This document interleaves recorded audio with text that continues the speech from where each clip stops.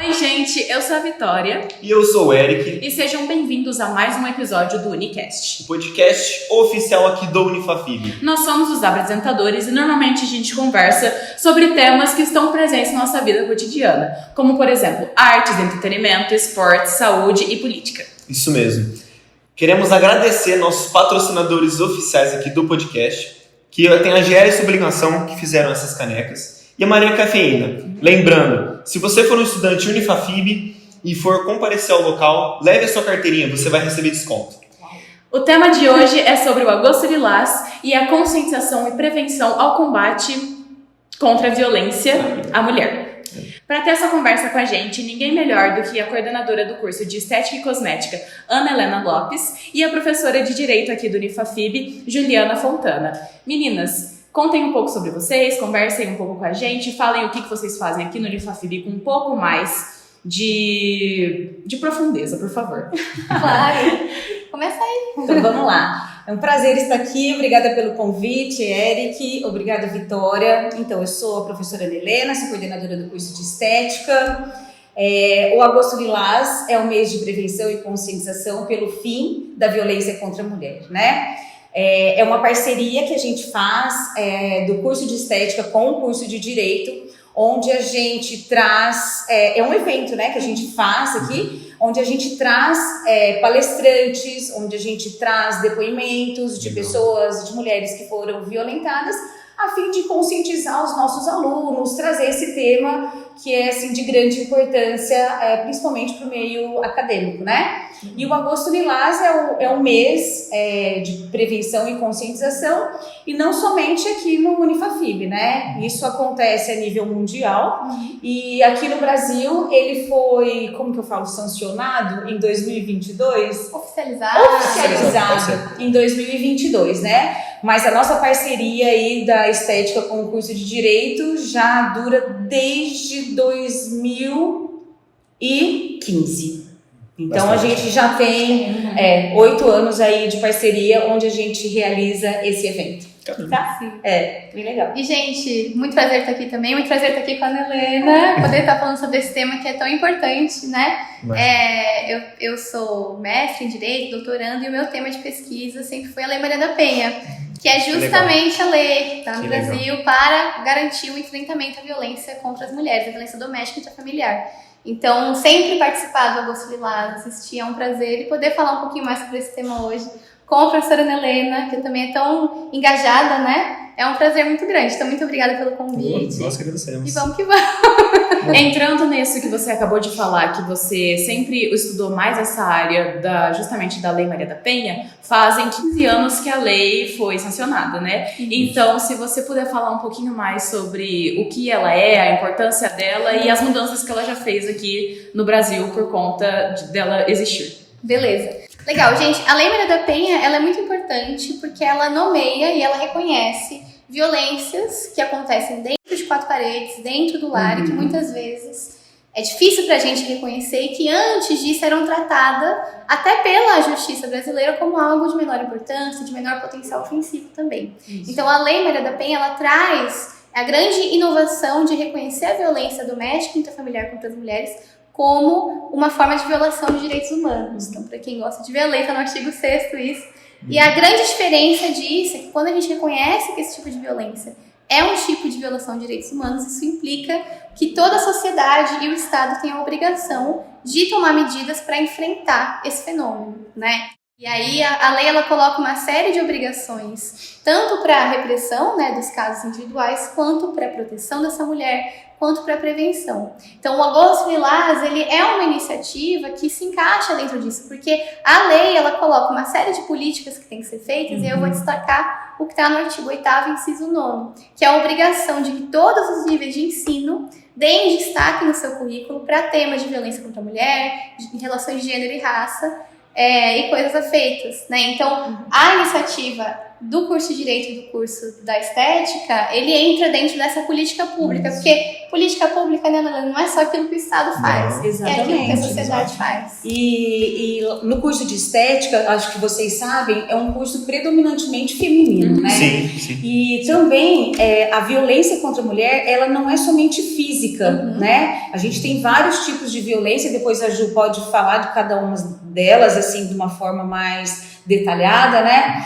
E por eu ter um público feminino, predominantemente feminino, eu me vi como coordenadora, como gestora do curso, na obrigação de estar debatendo sobre esse tema, a fim de que as mulheres, as alunas do curso de Estética, se conscientizem em relação ao que de fato é violência, né? A Ju vai falar um pouquinho, né, Ju, sobre os tipos de violência, mas só abrindo um parênteses aqui, existe a violência psicológica, né? O stalking hoje, que também é considerada perseguição.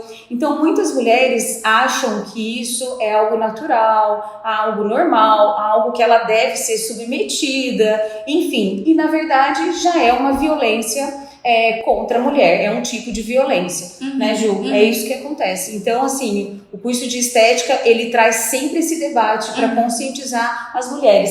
E o curso de Direito, ele vem com a parte jurídica, né? Para nos respaldar, né? Falar das leis e o que a gente pode fazer em relação a isso. Sim. Caramba, e é interessante, né? É tão normal que às vezes a menina, ela tá lá no celular dela e chega uma mensagem. Já com o menino, com aquela intenção, e ela identifica como normal, mas porque, assim, várias pessoas sofrem isso. E eu só queria colocar esse ponto porque é um absurdo, gente. Querendo ou não, sabe? acaba sendo banalizado, né? Uma Exato, coisa que não é pra ser banalizada. Exato, e aí um grande ponto importante da lei também é nomear que a violência contra as mulheres. Porque contra as mulheres são especiais, não é isso. É que a gente tem que tratar cada tipo de crime, cada tipo de violência, de ocorrência, com a sua lógica específica. Eu não posso tratar a violência doméstica com a mesma lógica que eu trato a violência urbana. Sim. Que a violência urbana atinge mais os homens, mas que tem outra lógica, uma pessoa desconhecida, né? A violência doméstica não. E a violência doméstica contra as mulheres acaba se baseando muito em elementos socioculturais de gênero. Por isso a violência contra a mulher, porque é um pouco disso que você falou. Sim. Tem essa naturalização de que a violência é normal, em briga de marido e mulher não se mete com mulher, mulher minha não faz isso, mulher boa não faz aquilo. Gente, eu ainda ouvi isso, muito. Se for ver pegar a linha do tempo do direito das mulheres no Brasil, é muito recente a nossa conquista de direitos no papel, né? Sim. Agora, na prática, a gente ainda tem muito a avançar. Então, essa parte cultural mesmo, do que é papel de homem, o que é papel de mulher, o que é natural que aconteça dentro ali de uma relação familiar, ainda é uma coisa muito entranhada. Então, a lei, ela vem também para intervir nisso. Por isso, o Agosto Lilás também é tão importante, porque a gente precisa conscientizar todo mundo. Sim. E mudar a nossa visão do que é uma família, o que é estar num relacionamento. Que não é aceitar qualquer coisa. A família tem que ser um porto seguro para todo mundo. E falando nisso, Ju, a gente deu uma regredida em relação à incidência do número de casos de violência. Então, em 2022... todos os tipos de violência contra a mulher, todos os tipos tiveram um aumento. Sim. Desde feminicídio, stalking, homicídio doloso, todos tiveram um aumento. Né? Isso é muito triste pra gente, porque pode ser ainda um resquício ali da pandemia, que também a gente teve um aumento significativo, mas das políticas públicas do governo anterior que a gente teve, que não foi muito a favor, enfim, não vamos debater política, mas enfim, a gente não teve algo que fosse a favor dessas leis, né? Que nos ajudasse em relação à diminuição dessa incidência.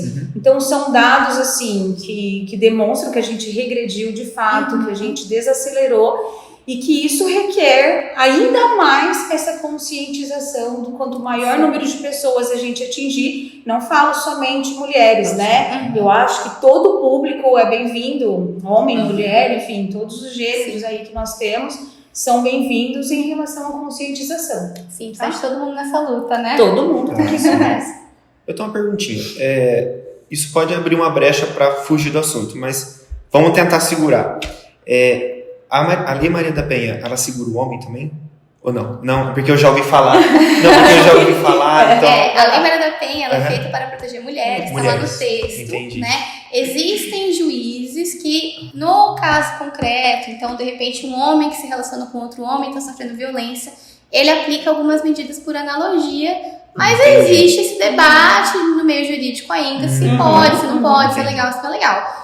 A resposta, assim, juridicamente, primeira é não. Mas, assim, sou um homem que estou sofrendo violência, não é que o Estado está falando, você que se vira. Sim. Não é isso.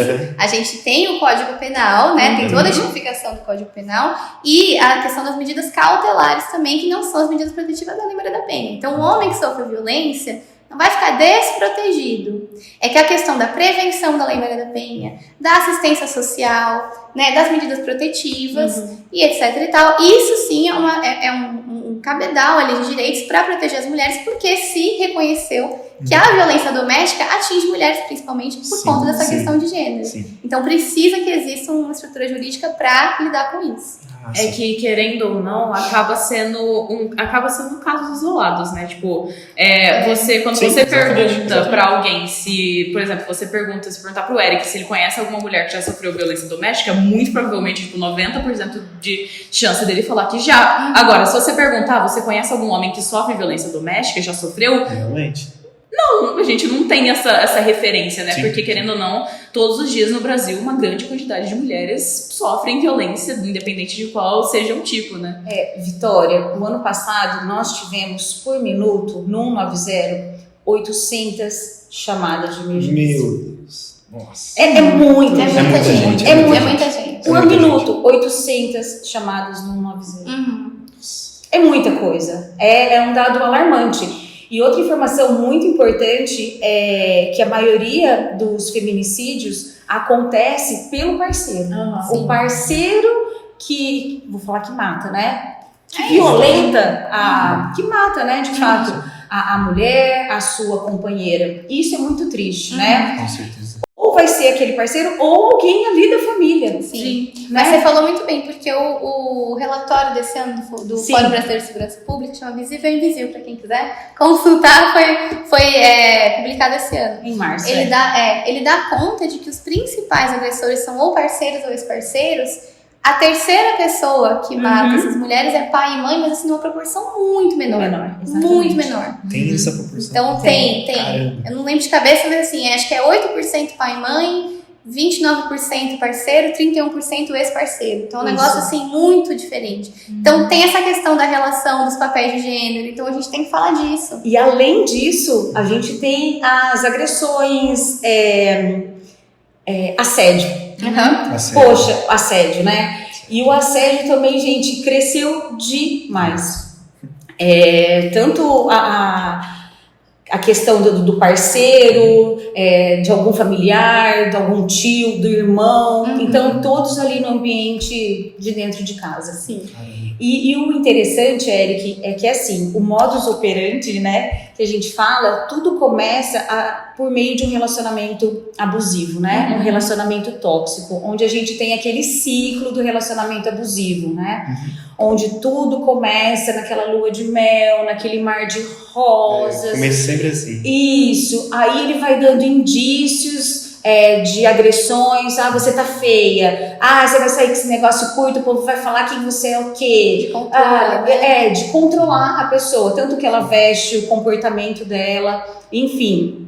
E depois vem a fase daquela agressão física, que chega a ser física, né? E depois vem a fase da desculpa, onde ele se arrepende, entrega flor e fala que vai mudar. Então, é um ciclo, né? É um ciclo. Então, eu gosto muito de reforçar isso com os meus alunos. Eu fico até arrepiada de falar. Eu gosto de reforçar muito com os meus alunos isso, com as minhas alunas, quando eles elas sentirem que estão sendo controladas, manipuladas por um homem, pelo seu parceiro. Esses dias, a nossa clínica fica ali do outro lado. Uma aluna teve que dar satisfação pro companheiro dela, que ela estava vindo para cá e que ela ia passar pelo bar, né, para vir para cá. Aí eu falei, gente, não. E tem coisas que não pode. Então, já que a gente está percebendo isso, que a gente tenta interromper esse ciclo logo no começo. Sim. É algo fácil?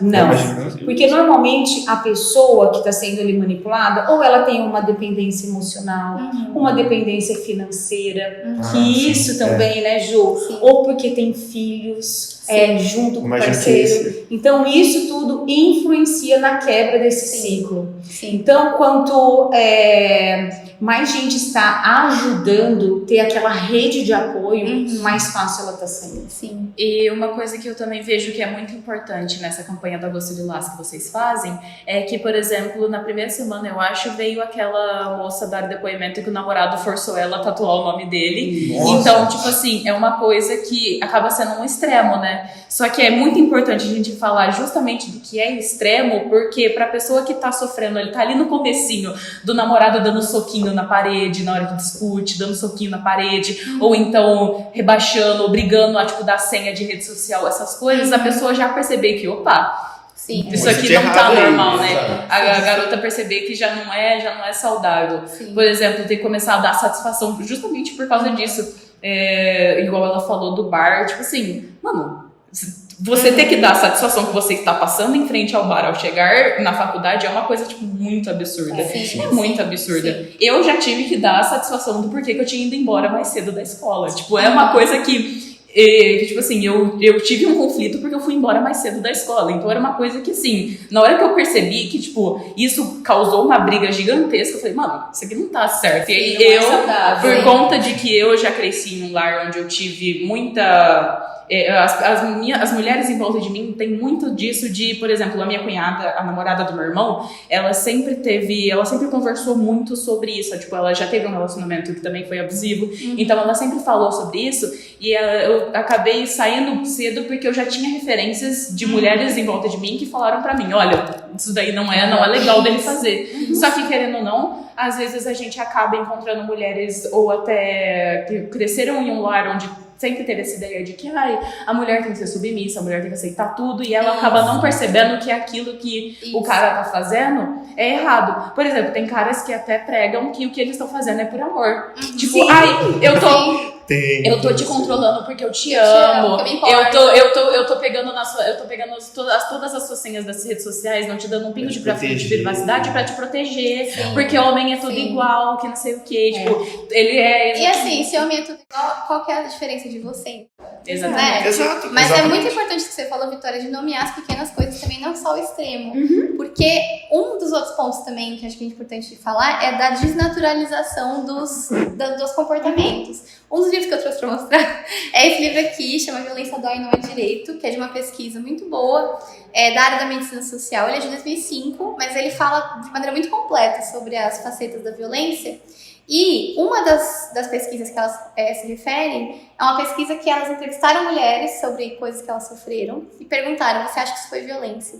E o que elas viram é que as mulheres iam lá, narravam coisas horrorosas, tinham passado coisas muito pesadas. Pegam exemplos bem pesados, mas quando a pesquisadora fala, você acha que isso foi violência? Considera que isso foi violência? As mulheres falam, não foi violência. Foi agressão, mas não foi violência. Violência é algo muito pior. Então é preciso entender que tem violências muito pior, mas tem violências menores, não menores, mas assim, menos trágicas. E que é violência do mesmo jeito. E que causa impacto de alguma causa forma. impacto. A pessoa querer controlar, tirar sua autonomia, isso já foi naturalizado na nossa cultura patriarcal, na nossa voz. Exatamente. Não mais. Estamos aqui para mudar isso. São pessoas adultas se relacionando, adulto tem autonomia, né? Preocupação é uma coisa, controle é outra. Acho que isso é muito importante desnaturalizar também. Diferenciar, né? Como você disse, né, Ju? Essa coisa do machismo, do patriarcado, né, que a gente carrega lá do nosso passado, a gente tem que desmistificar isso, né? Eu tenho 2 filhos, eu tenho 3 filhos, né? 2 homens e uma menina. A minha filha, eu não vou falar que ela é feminista ao extremo, mas ela é assim, ela sabe o que ela quer da vida dela e o que ela não quer. E os meninos, é legal a gente ensiná-los e educá-los, né? Desde criança, para estar respeitando o limite da outra pessoa que ele está, enfim, respeitando o espaço. Tanto que eu tenho filho de 18 anos, né? A namorada dele mora em São Paulo E ela vem pra cá, às vezes ele não quer sair. Uhum. E ela sai de boa. Então tem um respeito, tem aquela coisa assim, você não quer sair? Então sai sozinha. Mas eu vou ficar controlando o horário que você chega, que você sai. Não. Uhum. Você tá com as suas amigas, eu não quero sair, eu tô respeitando o seu espaço. Então são relações saudáveis, Sim, com certeza. né? Então a gente tem que pontuar isso e deixar cada um cuidar do seu quadrado. Sim, né? exatamente. Cada um tem a sua Exatamente. vida. Exato. Puxando um gancho do que a Ju falou, peraí que eu esqueci, só um Deixa minutinho. ele fez. Calma aí. Quando mais ou menos que foi inventado a Lei Maria da Penha? A Lei Maria da Penha foi promulgada em 2006, mas já havia movimentações de movimentos feministas desde a década de 70. Não sei se vocês lembram do caso da Angela Diniz. A Angela Diniz foi já uma vi comentar. socialite que sofreu um feminicídio, foi morta pelo namorado por questão de ciúme, por questão de controle.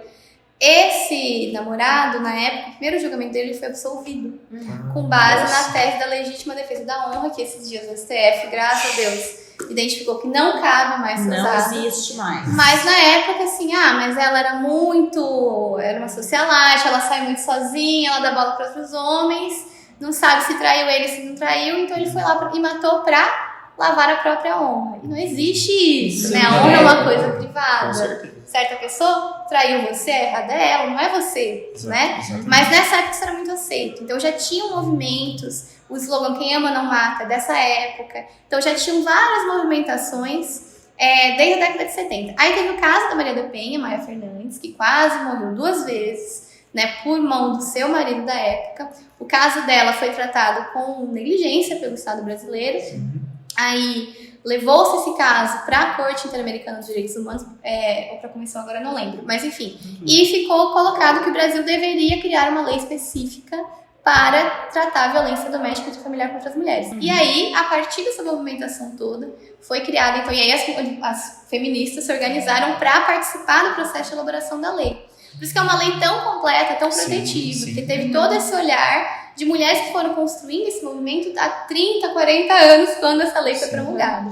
E o legal da lei também é que ela vai se atualizando. Sim, Né? Isso, ela não vai ficando ultrapassada, ela vai seguindo a dinâmica do que vai acontecendo, né, Ju? Sim, Então exatamente. isso é bem importante. Com certeza. É que nem o que você falou do stalking, né? Na época que a Lei Maria da Penha foi sancionada, não existia isso de você, essa parte mais, assim, da rede social mesmo, da internet, né? De perseguição virtual. Aí, conforme o tempo foi passando, provavelmente eles perceberam que isso era realmente um problema real, que realmente acontecia com bastante frequência, e eles atualizaram a lei para incluir esse tipo de problema, né? Sim.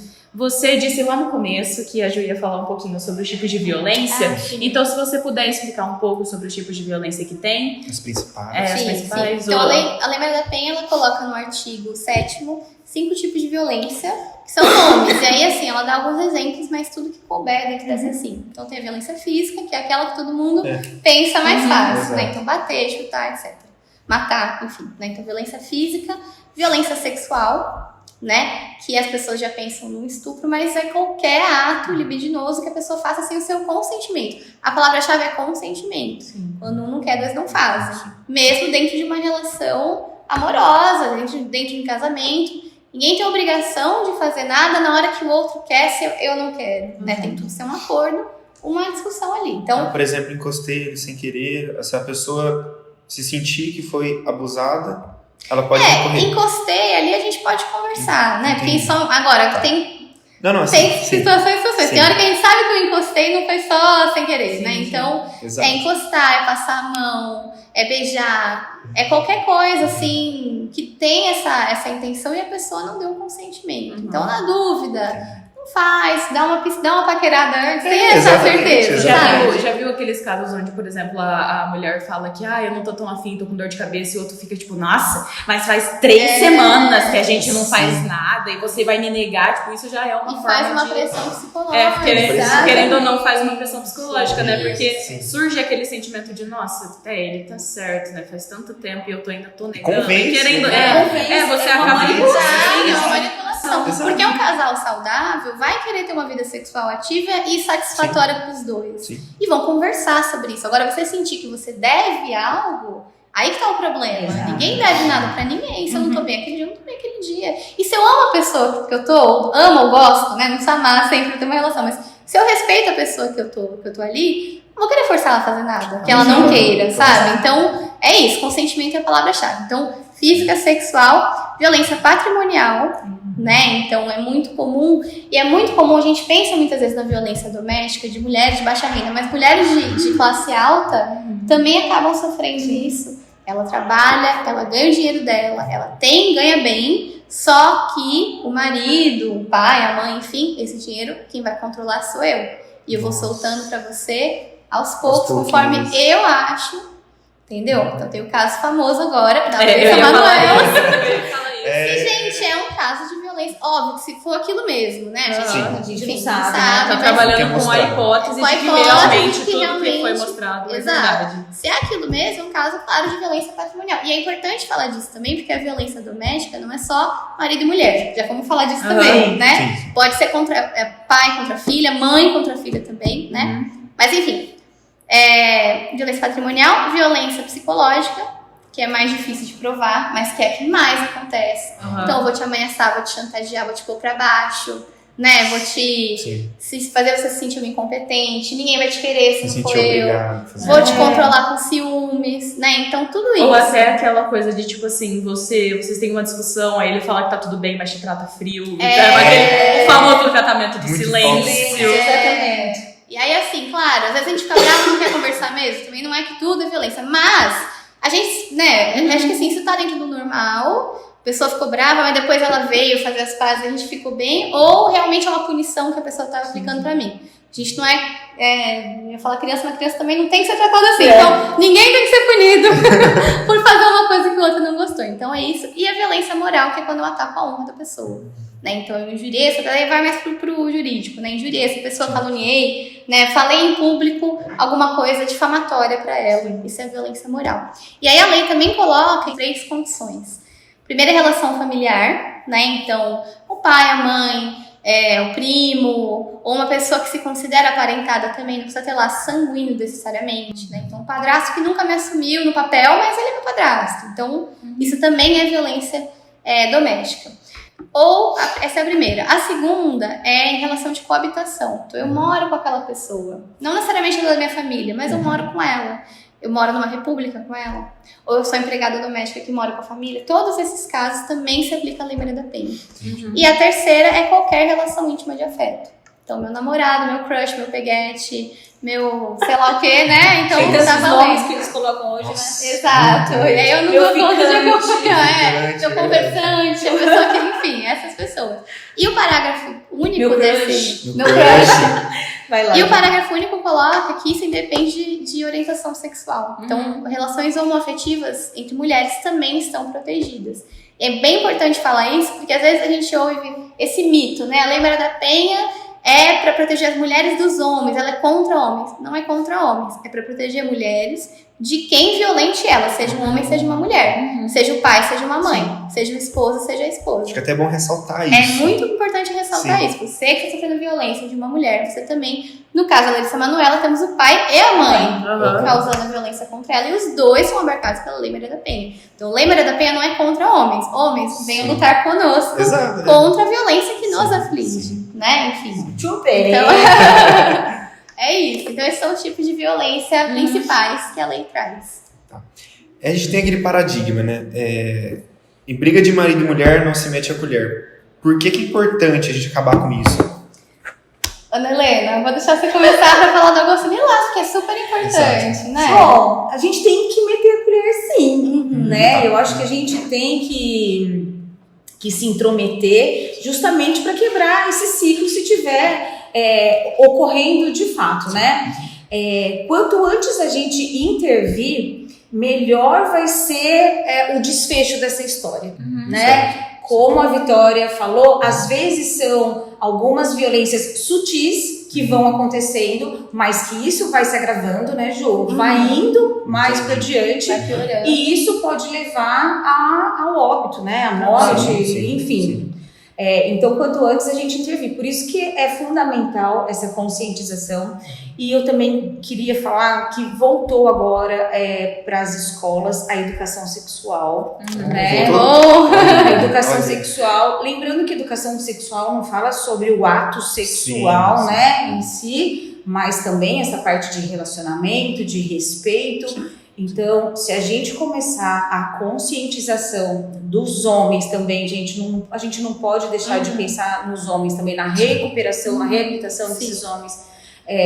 O quanto antes, eu acho que aí também a gente vai diminuindo esse número de casos, porque não adianta a gente lutar contra algo que está acontecendo. É melhor a gente atuar em nível primário, né, Ju? Ali na prevenção, na conscientização, que eu acho que a gente começar ali de baixo, a gente já contribui para a não progressão desses casos. Até para poder mudar como as pessoas pensam, porque esse é um tipo de violência que é baseado muito, como a gente estava falando, como as pessoas pensam, o que uma mulher é obrigada a fazer, mulher minha é isso, mulher minha é aquilo. Então, desconstruir esse pensamento é super importante. Né? E eu acho que nada de extremo também. Não sou contra nem a favor do feminismo, aquela coisa extrema. Eu sou feminista. Mas existe aquelas feministas, Ju, que são muito extremistas, né? Eu acho que para todos os lados. Eu também me considero feminista, por isso que eu tô aqui lutando pelas causas das mulheres, mas eu também não sou aquela extremista, né? Eu acho que mulher pode sim fazer o que ela quer, né? O que ela pode, o que ela consegue, o que ela determina para ela. Eu acho que ela tem total autonomia pela vida dela. Então, ela decide sobre isso. Sou a favor disso, né?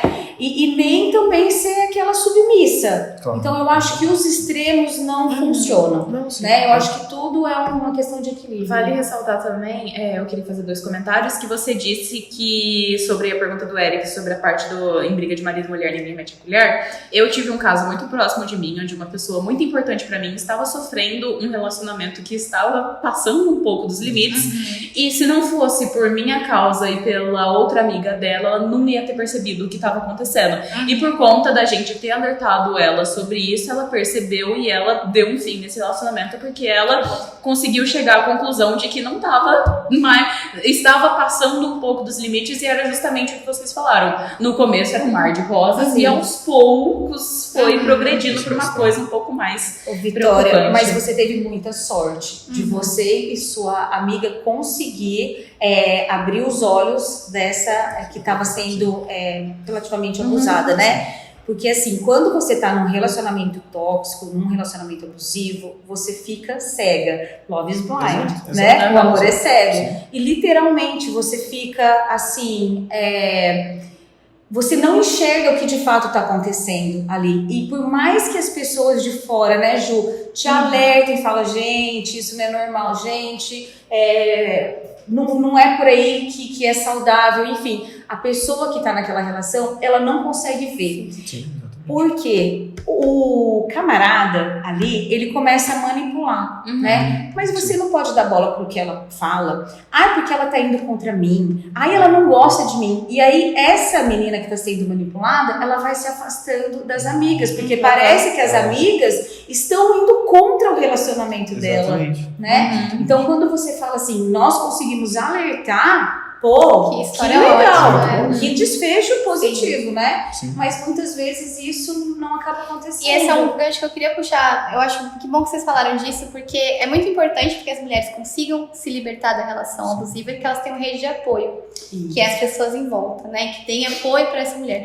E acho que a parte mais importante dessa rede de apoio é tenha paciência. Não julgue uma mulher que está num relacionamento abusivo porque ela não consegue sair. Porque você não está dentro da casa dela, nas 4 paredes, você não sabe o que está acontecendo. Então tem o que a Ana Helena falou, então tem essa questão da dependência emocional da pessoa, às vezes não enxergar, naturalizar o que está acontecendo com ela, às vezes cresceu ouvindo que isso é normal. Tem isso. Tem a questão da dependência financeira. Eu sei que tá errado, mas eu não tenho dinheiro, eu tenho filho, pra onde que eu vou? Né? Então tem essa questão também. E tem uma questão também extremamente importante que as pessoas não lembram, mas que ficou muito claro no relatório desse ano, do Visível e do Invisível, que tentativa de separação é um fator de risco de feminicídio. Sim. ok? Então, assim, a mulher tentar se separar muitas vezes coloca ela mais em risco de morrer do que ficar quieta aguentando. Então, ai que burra, por que ela não se separa dessa relação? Você não sabe. Então, Você não sabe. E se ela sabe que a hora que ela separar, ele vai atrás dela, você não sabe. Então, ela não é burra, ela não gosta de apanhar, ela não é idiota. Ela tá passando por um perrengue, por uma situação. Perrengue é até bobo, Pode falar. passando por uma violência. Sim. Você não sabe tudo o que tá acontecendo. O seu papel é se esforçar, tentar intervir, mas assim, falei, ela não ouviu, eu não vou perder a paciência. Eu digo isso, Vitória, que você contou histórias suas. Eu passei por isso sendo a rede de apoio e eu falei miseravelmente, assim, eu não tive paciência mesmo, eu era bem jovem, falei, como assim você termina com esse cara? Gente, a menina ficou super brava comigo com razão. Hoje ela também separou, mas a gente conversou sobre isso até, falou, meu, você não me ajuda naquele momento, porque eu tava me esforçando pra ter uma força interna, pra me separar, e você foi mais uma pessoa pra me pôr pra baixo. Não me ajudou em nada. Então, assim, a gente tem que exercitar a paciência, intervir quando tem que intervir, chamar a polícia quando tem que chamar, mas assim, falei, ela não ouviu, não é sobre mim. Não é sobre mim. Ela tá passando por uma violência. Eu tenho que ter paciência, ficar de olho, né? Ficar de olho. Mas tem coisa que a gente tem que esperar ela conseguir sair. Eu sou o apoio, eu não sou a protagonista dessa história. É isso. Às vezes a gente também vê, por exemplo, relatos de mulheres que sofreram violência depois, em rede social mesmo, o pessoal contando, tipo, mulheres contando que sofreram certas violências, você vê nos comentários, tipo assim, nossa, mas por que você não disse não? Nossa, mas era só você ter ido embora. Tipo assim, gente... Aí a pessoa, aí a mulher vai lá e fala, olha, não tô me sentindo confortável com isso. Você não tá se sentindo confortável? Você sabe que se você contar pra alguém, ninguém vai acreditar em você, né? Você sabe que se você contar pra alguém, eu vou te largar e ninguém mais vai querer ficar com você, porque só eu consigo aguentar uma pessoa igual você. E existe um peso social de você denunciar. Uma violência de um desconhecido já é, né? Mas de uma pessoa da sua família, quantas vezes a gente não escuta? Tá acabando com a vida da fulana, acabou com a vida dele.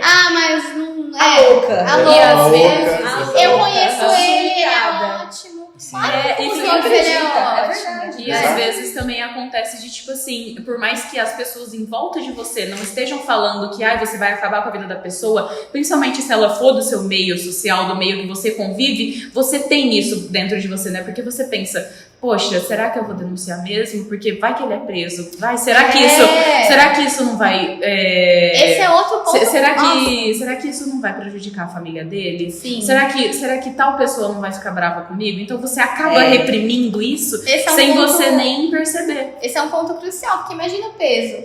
Vou denunciar meu pai, meu filho, minha mãe, meu marido.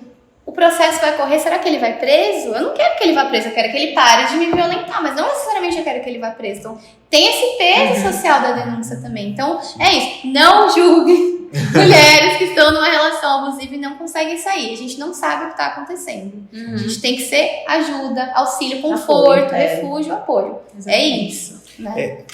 Você ia perguntar alguma coisa? Não, pode falar. Como é que uma mulher faz a denúncia? Que ela está sendo abusada? Então, ela pode ligar pro 180, que é um número gratuito, você liga, eles te orientam. Você pode, no serviço de saúde que de repente você foi para ver alguma coisa, eles têm algum protocolo para te reencaminhar. Ou você pode fazer um boletim de ocorrência numa delegacia, não precisa ser delegacia da mulher.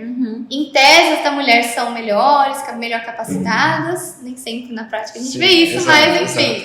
A ideia era que isso acontecesse, mas você pode ir para qualquer delegacia e fazer o boletim de ocorrência, relatar o que está acontecendo ali e já pedir medidas protetivas desde esse primeiro dia. Já sai dali com o pedido de protetiva, dependendo da urgência, o próprio delegado já pode deferir emergencialmente, daí o juiz depois ele confirma.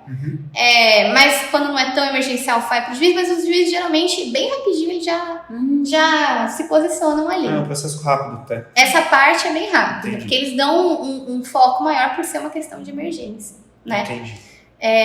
Aí, bom, posso falar sobre isso? Claro. O curso dado processo. Fica à vontade. Bom, fiz a denúncia, né? Então, fazer o exame de corpo de delito, também é muito importante, aliás. Para quem já tomou a decisão, vou denunciar, o exame de corpo de delito é uma prova muito, muito, muito importante. Então, vá no dia, se não dá pra ir no dia, vá próximo, né? E tem que ser o exame do IML. Você pegar o exame do hospital ajuda, mas o melhor é o do IML, né? Porque é o perito ali que é focado só naquilo. Vai fazer o exame, vai ter medida protetiva e essas duas coisas correm separado.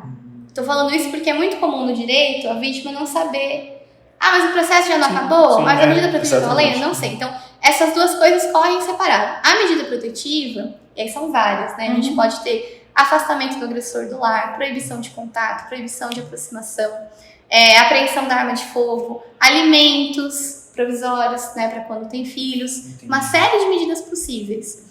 Essas medidas, elas perduram enquanto o perigo, né, se mantiver. Mesmo que o processo já acabou, mesmo que ele foi absolvido, né, teve essa mudança recente na Lei Maria da Penha, que eu considero uma mudança boa, porque uma coisa, né, uma coisa é a responsabilidade penal, outra coisa é a violência, né, que ainda pode estar acontecendo ou não. Então, a medida protetiva está acontecendo ainda até a violência acabar, ou até essa vítima ir na delegacia ou no fórum falar, não quero mais essa medida, já tá tudo bem. É muito importante falar isso também, porque a gente pega muito processo da vítima e fala, achei que tinha acabado, né? Aí o cara vai na casa dela, se reconciliaram, por exemplo, descumpriu a medida, mas eu achei que já tinha terminado. Então, né, precisa disso também. A medida ela vai perdurar até essa vítima falar que a situação já tá boa. Uai, só abrindo parênteses, aquela convidada nossa que veio, que teve o rosto tatuado, ela estava com uma medida protetiva. Você chegou a assistir o depoimento dela? Ela estava com uma medida protetiva, né, para o agressor dela manter distância dela, só que aí ela não foi uma reconciliação, mas eles se aproximaram. E nessa aproximação é que tudo aconteceu. Então, na verdade, quando ele foi preso, ele não foi preso pela agressão em si, mas pelo descumprimento da medida protetiva. Que é uma coisa boa também, é crime descumprir medida protetiva. Então, se você tem uma medida protetiva, a pessoa descumpre, você está cometendo um crime, você pode chamar a polícia, ela vai presa, né? Então, é importante saber essa duração. Caso a pessoa já falando, já tá tudo bem, ela pode ir lá tirar. Se não tiver tudo bem, tá valendo ainda. Paralelamente, corre o processo. Então, na maioria das violências, o processo vai correr sem que a vítima tenha que fazer nada. Ela vai ter que ir na audiência falar sobre o que aconteceu. Mas, para algum tipo de violência, eu vou destacar aqui duas que são muito comuns, que é a ameaça. Então, tá ameaçando ela de morte. Ou injúria, então me xingou, me chamou de vagabunda, disso, daquilo, né? Essas ações são condicionadas à representação da vítima. O que é representação da vítima? É ela ir na delegacia e falar, quero que ele seja processado por isso. Então, sofri uma violência, fui na delegacia, falaram, você precisa representar, isso significa que você vai precisar afirmar que você quer que esse processo continue. É muito importante porque muita vítima não sabe, acaba achando que o processo segue sozinho, e aí ela não dá esse ok dela e o processo é arquivado. Então, ameaça, injúria e outras, eu tô focando nesse que são os mais comuns, tá? Ameaça, injúria, se você sofreu isso, você tem que falar na delegacia, quero que ele seja processado. Aí o processo corre normalmente. E aí chega no final, ele é absolvido ou condenado, ele ou ela, né?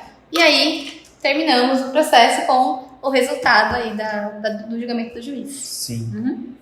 Você tem mais alguma coisa pra perguntar? Bom, A gente poderia ficar a noite Porque querendo ou não, é um assunto extremamente importante, né? É um assunto que é necessário muita atenção, mas eu acredito que os pontos que são mais importantes a gente ressaltar, como os tipos de violência, a própria forma dos canais de denúncia, eu acho que pelo menos as partes mais importantes a gente conseguiu ressaltar aqui, né? Com certeza. Então, se você tiver mais alguma coisa pra perguntar pra elas. Não tem mais nenhuma pergunta.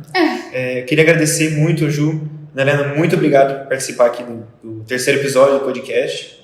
A gente que agradece, né? Foi muito legal. Uma delícia. Foi uma conversa bastante interessante, né? Porque, como eu falei agora há pouco, é uma conversa muito importante. Porque se a gente não tiver essa conversa, outras pessoas não vão ter, querendo ou não, esse ciclo que tem que ser encerrado, não é uma coisa normal, não é natural, não é pra isso acontecer, não é pra tantas mulheres sofrerem violência, não é pra nenhuma mulher sofrer violência, né? Mas pra ninguém. Não é pra ninguém sofrer violência, só que é uma ideia muito utópica, né? É muito difícil a gente conseguir chegar, mas, querendo ou não, a gente não vai conseguir diminuir as 800 ligações por minuto para 0, mas se a gente conseguir diminuir a pelo menos 700, já é uma vitória muito grande, porque a gente já está conseguindo salvar aos poucos a vida de muitas mulheres e muitas pessoas que estão sofrendo com esse tipo de violência, né? E que esse tema aqui seja exemplo, né, para outros canais, para outros debates, que a gente espalhe essa conscientização e que a gente explore esse podcast aqui, a gente atinja o maior número de pessoas, né, que é esse o nosso principal objetivo. Sim. Né? Sim. Eu queria agradecer também, foi um bate-papo muito legal. A gente poderia, Muito bom. como vocês disseram, a gente poderia ficar por muito tempo falando sobre, porque querendo ou não, pega todo o negócio de experiência de mulheres que estão perto da gente, até mesmo de nós mesmas. A gente provavelmente tem muitas coisas para falar sobre isso, porque é uma coisa que está na nossa pele, a gente vive isso. Querendo ou não, até mesmo assim no nosso cotidiano, né? Querendo ou não, a gente Com acaba. certeza. É uma coisa muito corriqueira, né? Então eu queria agradecer muito pela presença de vocês, foi um bate-papo agradece. muito legal. Eu também queria agradecer ao pessoal que assistiu até aqui. E vale lembrar que se você quiser acompanhar o Unifafib nas redes sociais, a gente tem principalmente o nosso Instagram, onde você pode saber mais sobre o Unicast.